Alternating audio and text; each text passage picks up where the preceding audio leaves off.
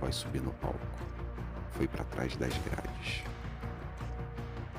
Mas a nossa luta continua. Para acabar com essa narcocultura, combater o crime organizado e promover a cultura do bem. A prisão do MC Pose do Rodo foi celebrada com este vídeo nas redes sociais da Polícia Civil do Rio de Janeiro. Registros do momento da prisão do MC também foram compartilhados pelo órgão.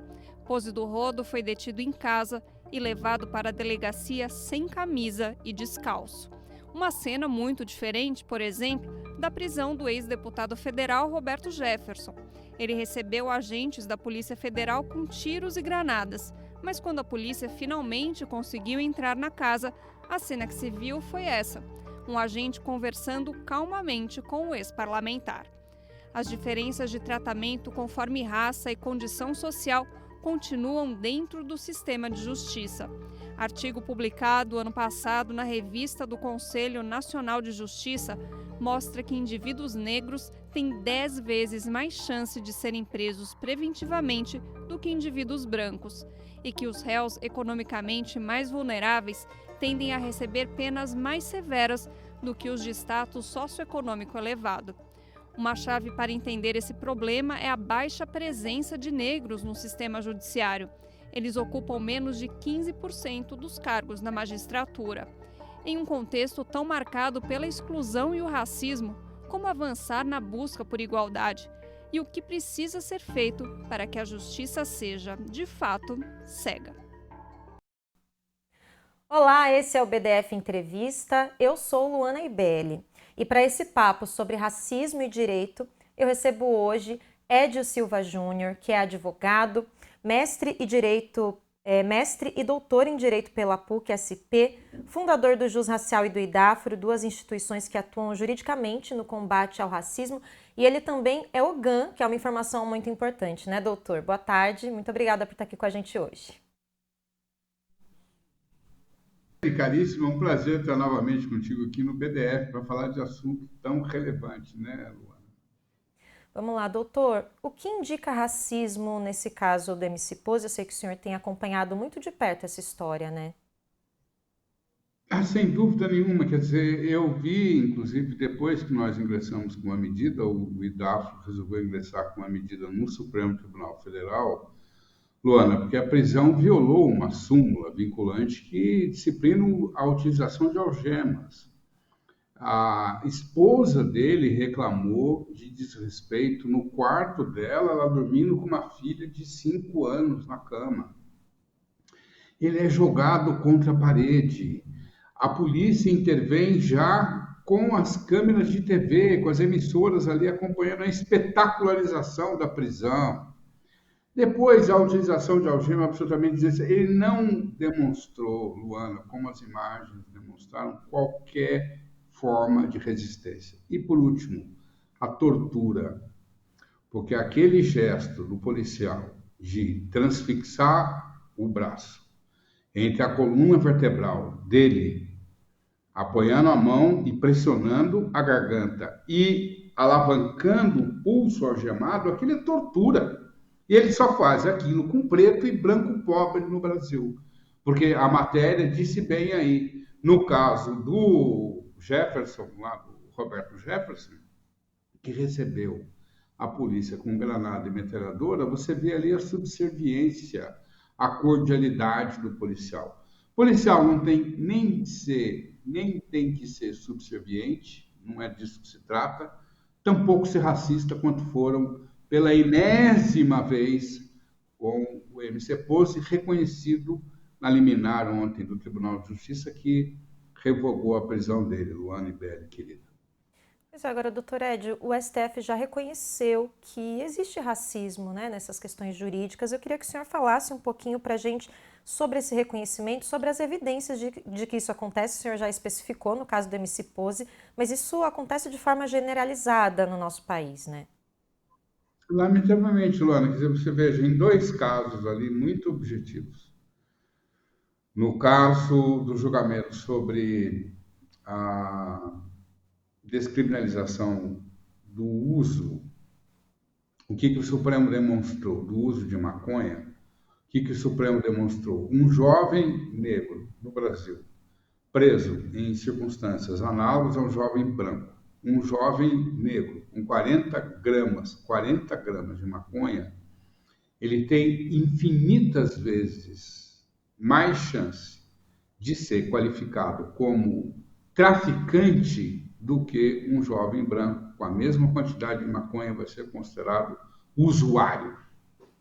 Isso tem a ver com a ação da polícia na rua, Luana e Bé? Tem a ver, mas essa ação da polícia na rua ela é validada pela autoridade policial, porque a polícia é agente de autoridade policial.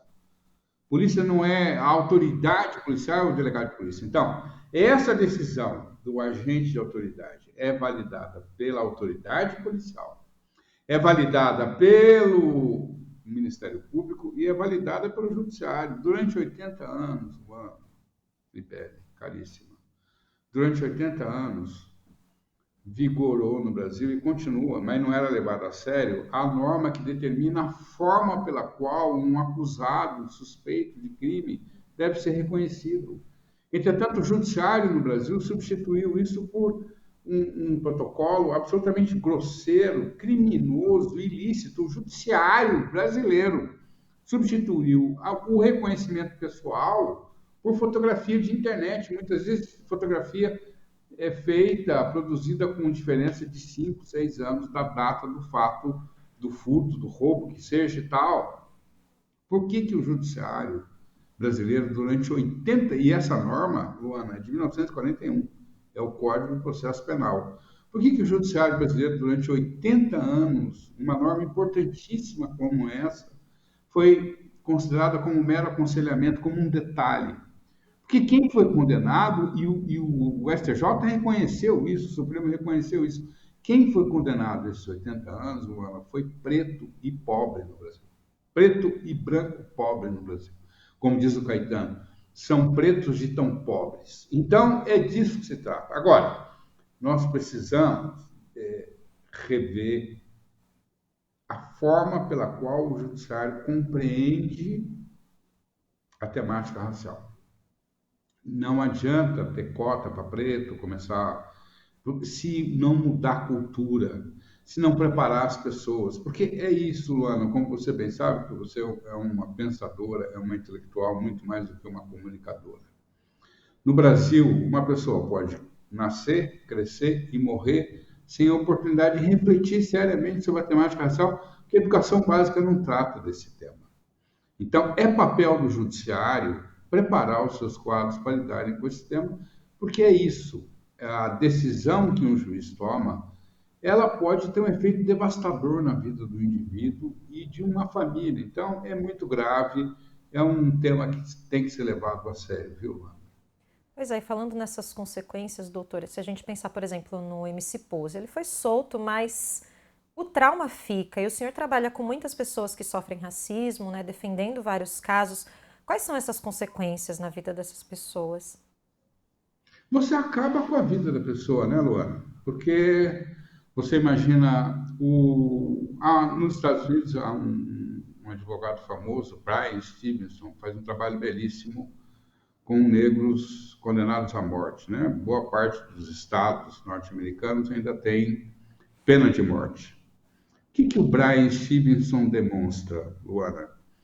E olha que o sistema de justiça norte-americano ele é muito mais transparente e a sociedade, os advogados têm um nível de controle, não um nível de controle no sentido de domínio, mas tem um nível de monitoramento do funcionamento do Poder Judiciário infinitamente maior do que no Brasil.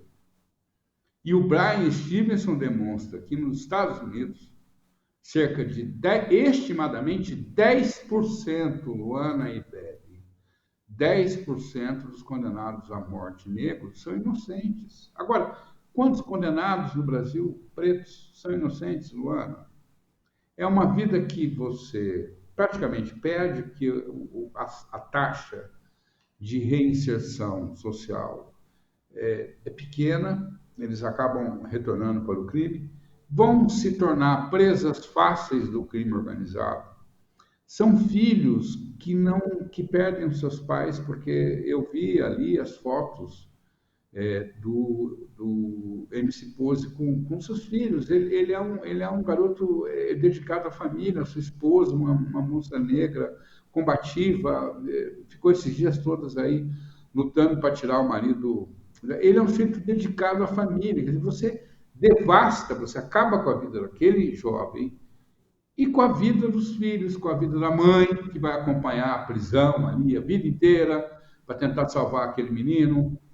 Você circula, nós circulamos por São Paulo, a gente vê nos presídios ali nos finais de semana, aquilo sempre me corta o coração, Luana, aquela mãe negra que chega na sexta-feira, às vezes ela vai entrar no presídio no domingo, ela fica ali dormindo com barata, com rato, enfim, sem qualquer condição de higiene para chegar no horário, entrar no horário e levar um pedacinho de bolo para o seu filho para ver. E aquilo é fundamental para a pessoa que está reclusa, para ela ter esperança e se sentir fortalecida para não não incorrer em nenhum erro e ter a chance de retornar à sociedade. Então, os efeitos são devastadores.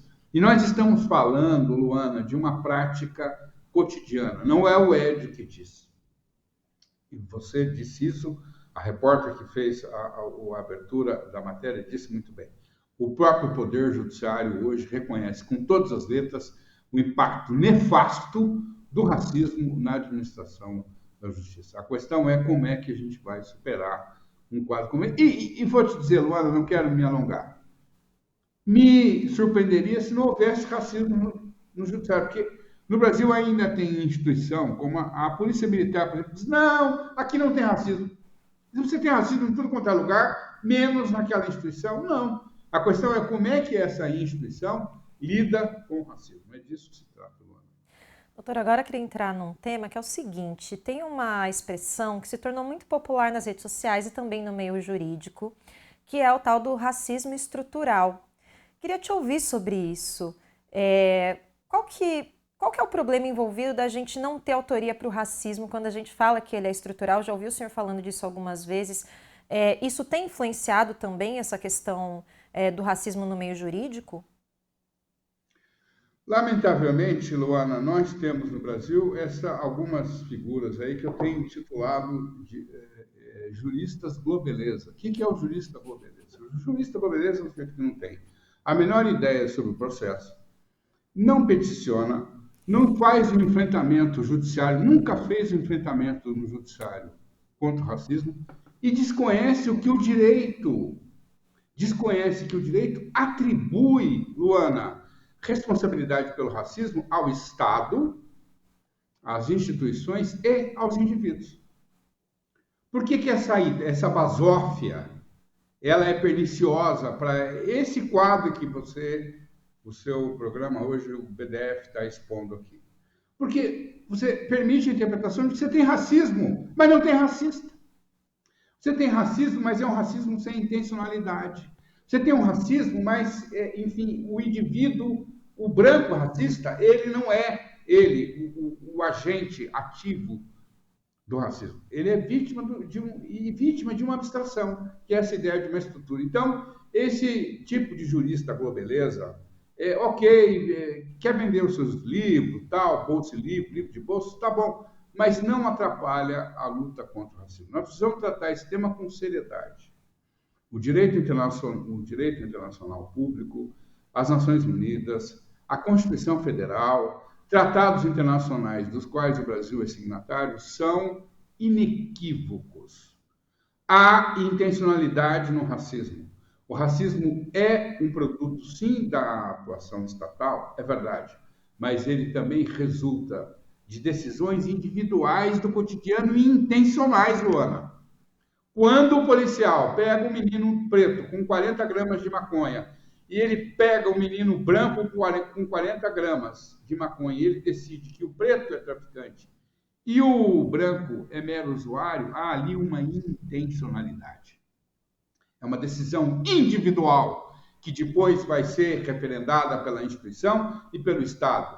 Agora, essa ideia de uma estrutura que não tem endereço, desculpa, é um desserviço, é uma basófia, é um desserviço à luta contra o racismo. E é próprio de quem não tem nenhum compromisso com a vítima, não está preocupado com o processo, não está preocupado com a vítima, quer vender livro, dar os seus cursos, tudo bem, venda seus livros, dê os seus cursos, mas não prejudique o povo preto, que foi uma luta muito grande para a gente ter a criminalização do racismo na Constituição de 1988, e até agora é uma lei que nós estamos aí batalhando para que seja levada a sério, Luana. Então, isso é muito caro para o nosso povo, para ser tratado com irresponsabilidade, como tem sido feito aí por esses juristas globeleza, viu, Luana?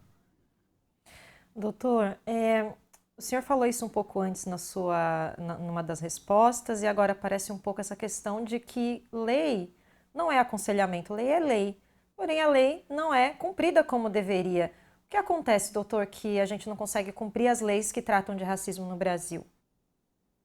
Você veja, Luana, recentemente, um grande pensador do direito, um pesquisador, um jeito sério, o professor Tiago Amparo, da Fundação Getúlio Vargas, qual foi o dado que ele trouxe ali?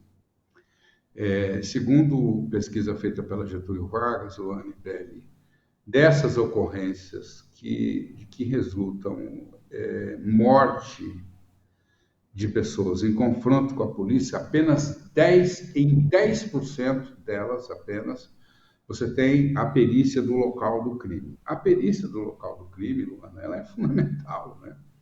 Porque a perícia do local do crime, ela vai reconstituir, ela vai registrar, ela vai memorizar, digamos assim, várias informações que são fundamentais para que depois, na reconstituição daquele fato ocorrido ali, você possa atribuir responsabilidades.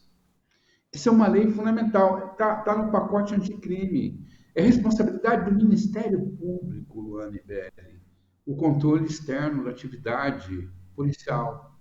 Essa lei de 2019 fala na chamada cadeia de custódia da prova, fala nos cuidados que tem que ter com a perícia do local do crime, os cuidados que tem que ter com a necrópsia, porque a necrópsia é fundamental, porque o corpo fala. Esse menino que resistiu, que segundo a PM resistiu, porque aqui no Brasil você tem isso, parece que uma parte dos suspeitos, enfim, dos delinquentes são suicidas, porque eles já sabem que vão ser mortos e ainda assim reagem. Tá bom. A polícia chegou, foi recebida a bala. Tá bom, tem a marca de disparo de arma de fogo, tem orifício na viatura, tem resquícios de pólvora nas mãos desse menino que foi morto, Luana. Então você vê o nível de gravidade, nós estamos falando de uma coisa muito séria. Então, eu vou te dizer, isso tem a ver com um componente de racismo, porque há um perfil das pessoas que morrem em circunstâncias como essa.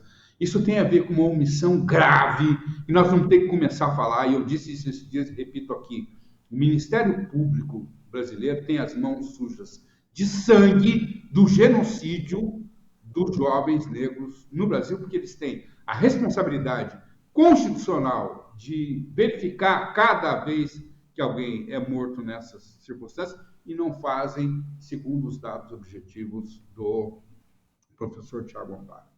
E a população negra, Luana, e os nossos advogados, as nossas advogadas, têm que disputar, têm que se qualificar para disputar a interpretação do sistema jurídico.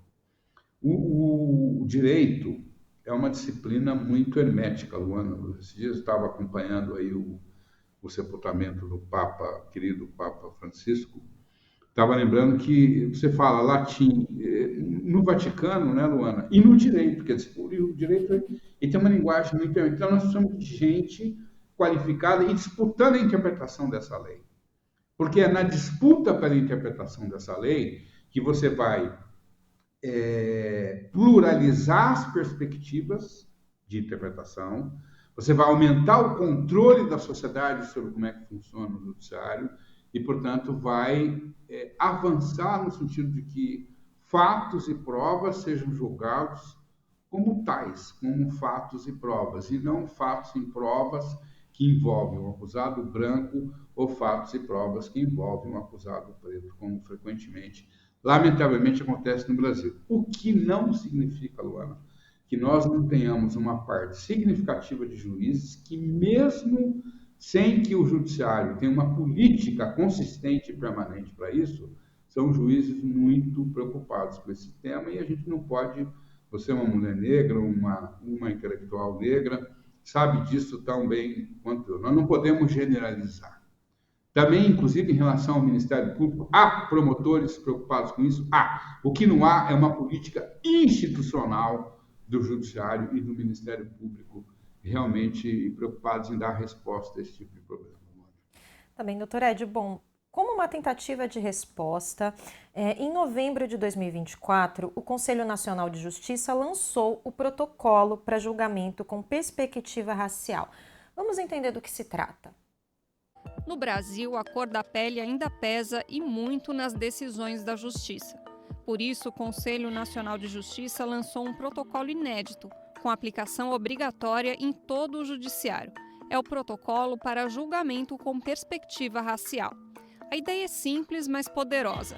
Assumir que existe racismo no sistema judiciário e adotar medidas que garantam a dignidade de pessoas negras. O protocolo vale para diferentes áreas do direito, da adoção ao direito penal, do trabalho à política. E propõe algo urgente, que as decisões reconheçam as desigualdades raciais como parte concreta da realidade e não como um detalhe irrelevante. O documento está disponível no site do STJ e é um marco para promover a justiça de verdade num país tão desigual. Mas será que ele vai sair do papel? Antes de saber se ele vai sair do papel, vamos entender um pouco do que estamos falando. Doutor, quais são os avanços que esse protocolo propõe? Imensos, Luana, imensos. Ele tem uma inspiração, e até retomando um pouco um apontamento que você fazia, ou a tua repórter fazia no início da matéria, ele tem uma certa inspiração também no protocolo para julgamento com perspectiva de gênero. Lembrando que cerca de 40% da magistratura no Brasil, Luana e Beli, querida, é composta por mulheres, né? Ou seja, quase metade dos juízes são mulheres.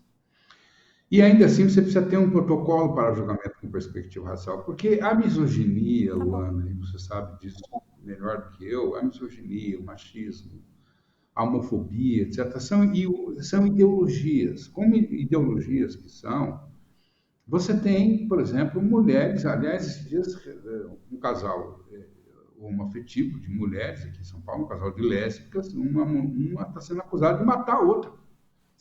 Então, não é porque você é mulher que você está imune à misoginia ou a uma prática de violência contra a mulher, ou porque você é preto, que você não pode ser racista, ou não pode praticar discriminação, especialmente contra o outro preto. A gente vê na Bahia, todo dia, preto matando preto. E aqui em São Paulo também não é diferente, no Rio também não é diferente. Aquele menino lá que foi morto, que foi alvejado, o estudante, seu futuro colega estudante de jornalismo ali no Rio de Janeiro, foi alvejado por quê? Por um ex-PM preto. Então, não é porque você tem juízas que você não precisa ter um protocolo para julgamento com perspectiva de gênero. Protocolo com perspectiva racial, Luana, eu disse isso essa semana numa peça que fiz para o Supremo, ele é um sopro de esperança para que o judiciário do Brasil rompa com a mentalidade escravocrata que marca a sociedade brasileira. É disso que se trata. Ele tem uma série como instrumento de interpretação, como instrumento operacional, como um repertório de conceitos, definições jurídicas, um documento riquíssimo, Luana. Eu te diria que, principalmente, ele rompe com a ideia de que você, tratando da lei, e há várias leis que definem crimes raciais no Brasil, mas as pessoas só lembram de uma lei.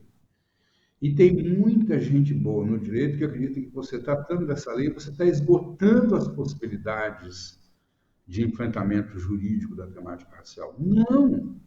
As possibilidades são ricas, são amplas no direito administrativo, no direito do consumidor, no direito do trabalho, no direito civil, nas ações civis, nos tratados internacionais. Então, ele é um repertório muito rico e a matéria disse bem. A ideia, aparentemente simples, pode ser revolucionária, porque alguém pode dizer, mas o que é a perspectiva racial? É a perspectiva do movimento negro? Não. Perspectiva racial é você reconhecer que a perspectiva hoje que vigora é a perspectiva racialista. A perspectiva que leva em conta os valores dos grupos que detêm o poder no Brasil, inclusive no judiciário. E a lei, o desafio da aplicação da lei, da administração da justiça, não é considerar valores raciais, é considerar fato, considerar prova, considerar a lei. É substituir a perspectiva racialista, que hoje ainda impera, e muito, por uma perspectiva da diversidade, que é a característica brasileira. Mas se levar em conta a lei, já está bom. Só para finalizar, enfrentando o apontamento que você fez na pergunta anterior. Juiz não é pago para escolher a lei que ele aplica. Ele não recebe para isso. Se o juiz quiser escolher uma lei, se ele é contra uma lei, queridão, sai da magistratura, vai se candidatar a uma vaga no parlamento e vai propor alteração da lei. Agora, o senhor não vai ser muito bem remunerado, como são, para escolher a lei que aplica ou não. Quando uma vítima, e você, repito aqui, você sabe da admiração, o carinho que eu tenho por você, o respeito que eu tenho por você.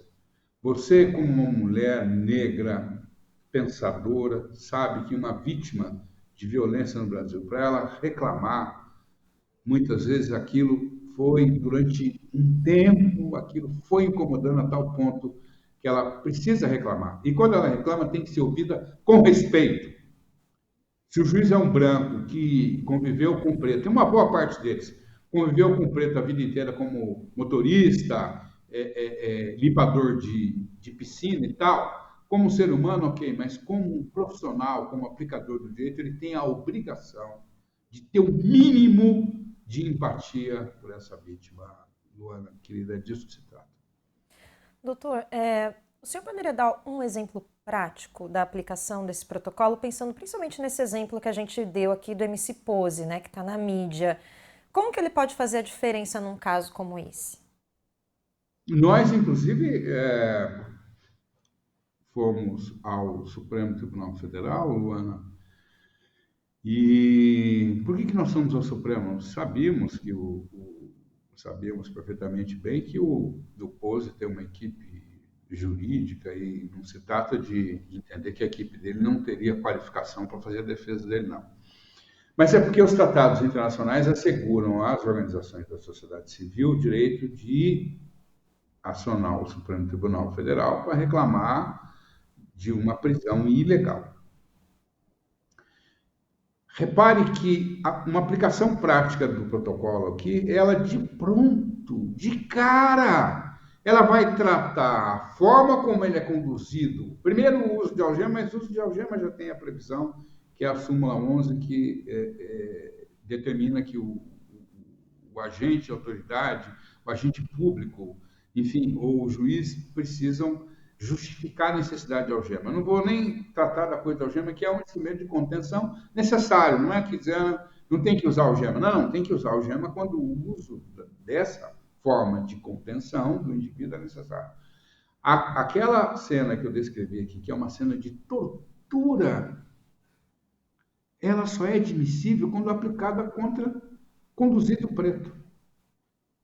Porque quando o conduzido preso é um branco, em geral, aquilo não é feito. Então, você olhar para uma cena como essa e dizer, ao contrário do que disse o Tribunal de Justiça, e olha que o Tribunal de Justiça, de forma muito proficiente, judiciosa, determinou a revogação da prisão. Mas tratou aquilo como um uso desproporcional da força. É mais do que isso, é prática de tortura.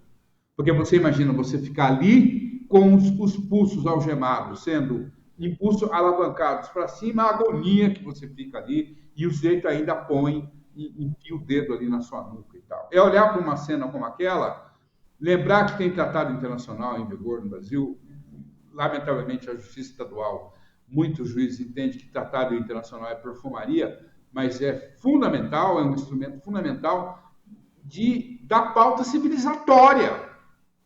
Da pauta civilizatória.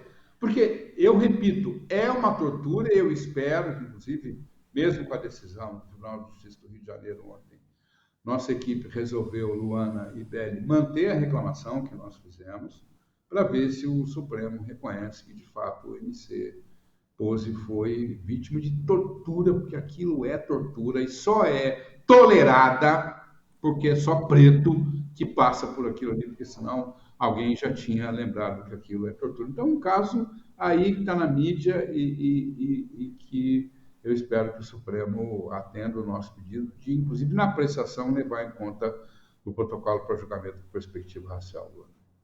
Agora, doutor, existem maneiras de garantir que esse protocolo ele realmente seja aplicado na prática? Aquela história, né? Ele realmente pode sair do papel, e como garantir que ele saia do papel?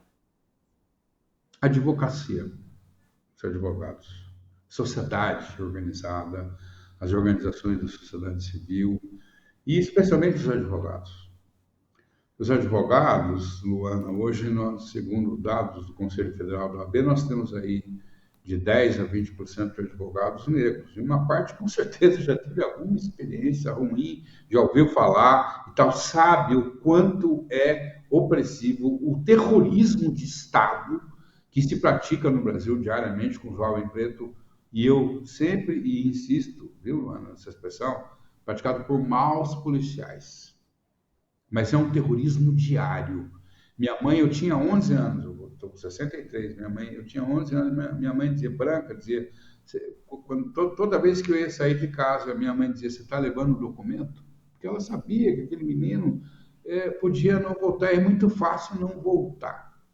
Então, os advogados precisam se apropriar disso, nós, inclusive, Luana, no Jus Racial, nos sentimos muito lisonjeados com o convite feito pelo presidente do Conselho Federal da OAB, o presidente Beto Simonetti, nos convidou para fazer um primeiro, que é um grãozinho de areia, um esforço enorme que vai ter que ser feito, de treinamento dos advogados, para a gente divulgar esse protocolo. Quero te parabenizar por dar visibilidade a isso aqui no BDF. Temos que falar sobre isso, falar todo dia, falar sobre o protocolo, ver se o ensino jurídico, Luana, se abre para isso, as faculdades de direito, os concursos para magistratura, concurso para delegado de polícia, concurso para procurador, concurso para defensor, tem que pautar o tema desse protocolo, porque ele não substitui a luta política. O movimento negro tem que continuar indo para a rua, tem que continuar reivindicando, mas ele pode, do meu modesto ponto de vista, ser um marco divisório na forma como o judiciário brasileiro trata a temática racial. E eu te digo que eu estou muito esperançoso. Tenho visto os advogados falando sobre isso, estou, inclusive, nesse momento, fazendo uma série de lives gratuitas para falar sobre o protocolo, divulgar, olha, tem o protocolo aí, vamos estudar e tal. Então, estou bem otimista agora. A gente deixa o convite, né? O Dr. Ed está fazendo nas redes sociais dele todas essas lives, e aí faz me lembrar do nosso próximo assunto, doutor, que o combate ao racismo, ele precisa de ação.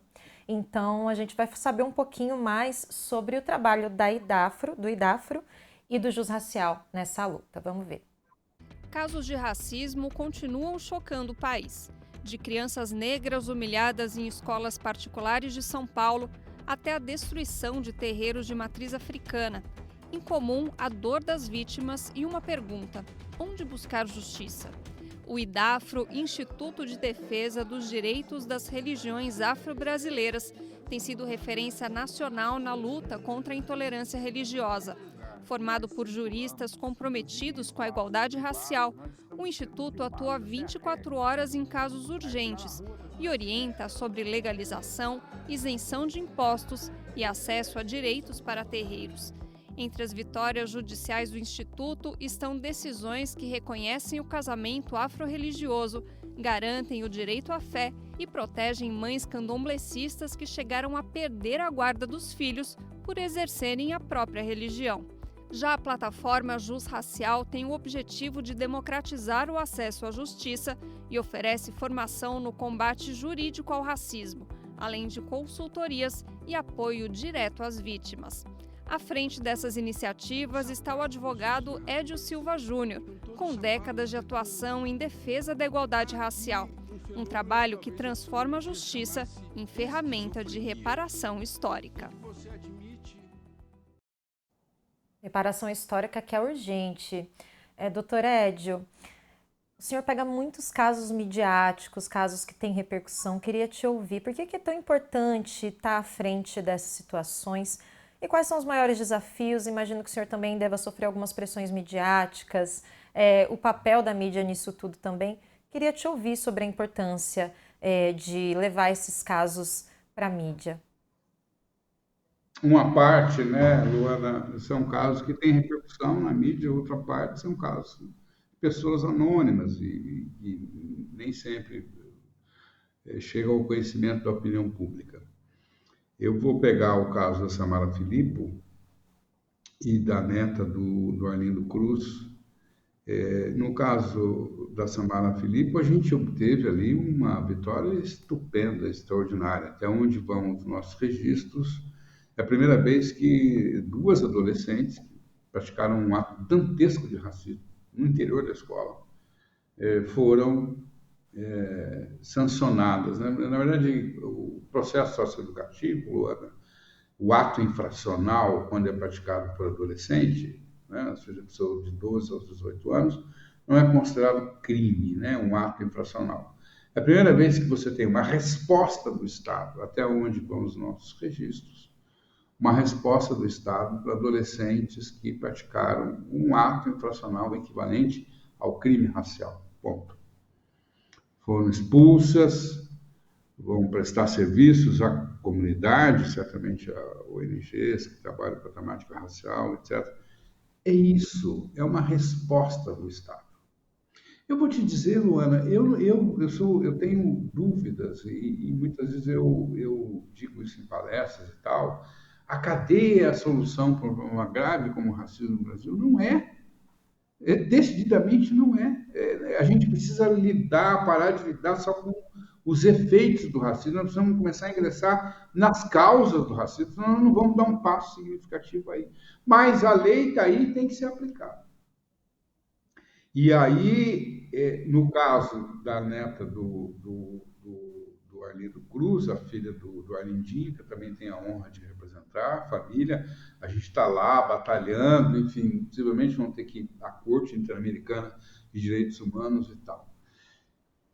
Lamentavelmente, Luana, e isso eu te digo com uma reserva de preocupação, quando a opinião pública acompanha o funcionamento das instituições do Brasil, elas funcionam muito melhor. Então, o fato de nós termos casos que a imprensa compreende, seus colegas jornalistas, dos mais diversos veículos, compreendem o componente de injustiça que aquilo tem, aquilo repercute no processo. A gente podia fazer um programa sobre isso um dia aqui, Luana. Estou me colocando aqui à sua disposição, aqui, me oferecendo aqui para a gente falar sobre isso. Porque tem repercussão no processo.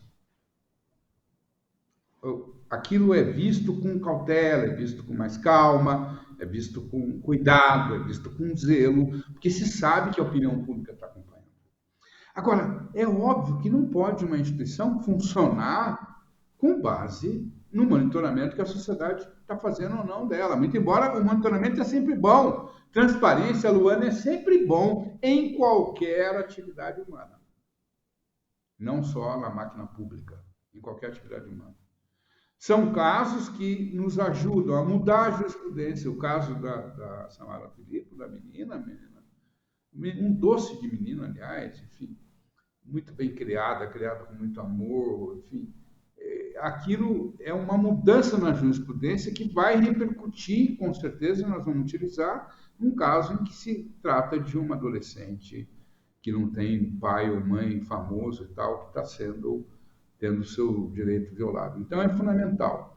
Quero te agradecer, Luana, pelo carinho com que a matéria trata o trabalho do Juiz Racial e do IDAF, e dizer que Quem tem que fazer isso, Luana, tinha que estar fazendo bem, era a Defensoria Pública, o Ministério Público, essas instituições. Agora, lamentavelmente, frequentemente não fazem porque entendem que a temática racial não é importante. Assunto de preto, aí tá. Aliás, tem preto que acha que assunto de preto não é importante. Como é que a gente muitas vezes quer exigir que brancos dessas instituições tratem com respeito uma temática como essa? Então, enquanto isso não for uma realidade, o IDAFRO, o Justo Racial, cumpre esse papel de contribuir com o debate. Nós queremos contribuir com o debate, queremos ajudar na qualificação dos operadores do direito. Todas as vezes que eu sou chamado para qualquer atividade, Ministério Público, da magistratura, eu estou à disposição. Nós precisamos pensar que é possível construir um país em que ninguém, Luana, ninguém seja vítima de qualquer forma de violência, porque tem um Deus, ou porque não tem um Deus, ou porque é preto, porque é mulher, porque, enfim, não é razoável. A discriminação, a violação de direitos, qualquer que seja a violação de direitos, ela é, do ponto de vista moral, odiosa e frequentemente ela é considerada crime. Não é razoável que um brasileiro, uma brasileira seja vítima de qualquer forma de violência em função da sua raça, em função da sua etnia, do seu fenótipo, da sua crença humana. Doutor Ed, para a gente encerrar nossa entrevista, o senhor é um homem de fé. E aí eu te pergunto, como homem de fé, essa fé também se estende ao potencial do judiciário para promover reparações históricas que são tão importantes para a gente? Com certeza, Luana. Eu fui servente de pedreiro até os 15 anos de idade, né? Silva, preto, enfim. Então, sem dúvida alguma, eu atribuo a nossa trajetória modesta, não sou mais do que um indivíduo na fila do pão, a força ancestral, a força de minha avó, a força de minha mãe, ali com a benzeção, com as promessas, enfim, então, e isso é o elo, nós somos o elo de uma corrente histórica.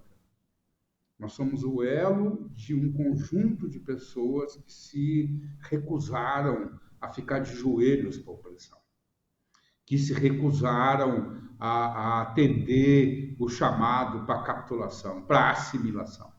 E, nesse sentido, as religiões de matriz africana são um exemplo de revolução. Porque você imagina, quer dizer, a feitiçaria, Luana, era a feitiçaria é a pena de morte, pena capital. O primeiro terreiro que se tem notícia no Brasil, a Casa Branca no Engenho Velho, é de 1830.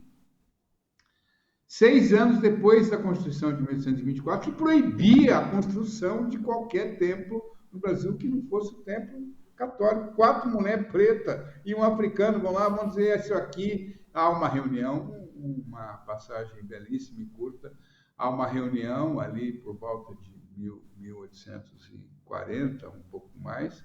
Há uma reunião que a polícia intervém e alguém pergunta para ela, e a Nassouka, o que está acontecendo aqui? Ela disse, isso aqui é candomblé. Você veja a dignidade dessa mulher ali com pelourinho, com tortura, com não sei o quê, com o Código Penal. Então, é um privilégio eu ter uma trajetória ligada a pessoas que têm esse grau de dignidade.